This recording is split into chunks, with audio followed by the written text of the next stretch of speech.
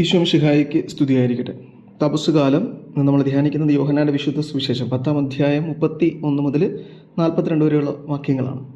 ഇന്നത്തെ സുവിശേഷത്തിൽ യേശുനാഥൻ താൻ ദൈവത്തിൻ്റെ പുത്രനാണ്, താനും ദൈവമാണ് എന്ന് പ്രഖ്യാപിക്കുമ്പോൾ അത് കേൾക്കുന്ന ജനക്കൂട്ടം ഈശോയെ കല്ലെറിയാൻ ശ്രമിക്കുകയാണ്.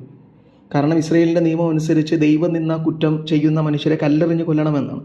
അപ്പോൾ യേശുനാഥൻ തന്നെ ദൈവമാക്കുന്നതിനെ അവർ ദൈവം നിന്ന കുറ്റമായി കണ്ട് ഈശോയെ കൊല്ലാൻ ശ്രമിക്കുകയാണ്. എന്നാൽ മറ്റൊരു ജനക്കൂട്ടം ഈശോയെ നാഥനും രക്ഷകനുമായി സ്വീകരിച്ച് അവനിൽ വിശ്വസിക്കുന്നുണ്ട്.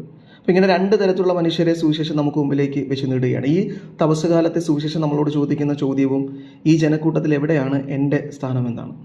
ആദ്യത്തെ ജനക്കൂട്ടം ഈശോയെ കല്ലെറിയാനുള്ള കാരണം അവരുടെ അഹങ്കാരത്തിൽ നിന്നാണ്. കാരണം അവരുടെ അഹങ്കാരത്തിൻ്റെ ചിന്തയിൽ നിന്ന് അവർ ദൈവത്തെക്കുറിച്ചൊരു ചിന്തയുണ്ടായിരുന്നു അവർക്ക്. ഇങ്ങനെയാണ് ദൈവം. ആ ചിന്തകളെയൊക്കെ മാറ്റിമറിക്കുന്നതായിരുന്നു ഈശോനാഥൻ്റെ പഠനങ്ങൾ. ദൈവത്തെക്കുറിച്ചുള്ള അവൻ്റെ പഠനങ്ങൾ മാത്രമല്ല, അവൻ്റെ പ്രവൃത്തികൾ വളരെ വ്യക്തമായിരുന്നു.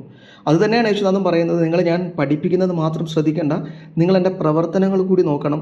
പിതാവ് ചെയ്യുന്നത് പോലെയാണ് ഞാനും കാര്യങ്ങൾ ചെയ്യുന്നത്. സ്നേഹത്തോടെ ഓരോ മനുഷ്യനോടും അവൻ സ്നേഹം കാണിച്ചുകൊണ്ട് അടയാളങ്ങളിലൂടെയും അത്ഭുതങ്ങളിലൂടെയും ദൈവത്തിൻ്റെ സ്നേഹം അവൻ വ്യക്തമായി മനുഷ്യർക്ക് മനസ്സിലാക്കി കൊടുക്കുകയായിരുന്നു. അപ്പോൾ ഈ അടയാളങ്ങൾ കണ്ടിട്ട് പോലും, അവൻ്റെ പ്രവൃത്തികൾ കണ്ടിട്ട് പോലും ഈ ജനം ഈശോയെ മനസ്സിലാക്കാൻ ശ്രമിക്കുന്നില്ല. കാരണം അവരുടെ അഹങ്കാരമായിരുന്നു. ഈശോയിൽ വിശ്വസിച്ചാൽ അവരതുവരെയും നയിച്ചുകൊണ്ടിരുന്ന ജീവിതത്തെ അവർക്ക് മാറ്റേണ്ടിയിരിക്കുന്നു. അപ്പം അങ്ങനെ മാറ്റാതെ തങ്ങളാണ് ശരി എന്നുള്ള നിലയിൽ നിന്നാണ് ഈശോയെ കല്ലെറിയാൻ അവർ തയ്യാറാവുന്നത്.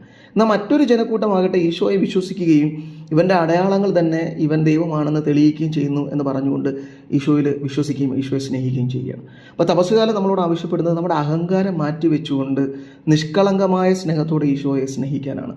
നമ്മുടെ ജീവിതത്തിലെ എളിമപ്പെടുന്ന അവസരങ്ങളിൽ മാത്രമേ ദൈവത്തെ നമുക്ക് കാണാൻ പറ്റുകയുള്ളൂ.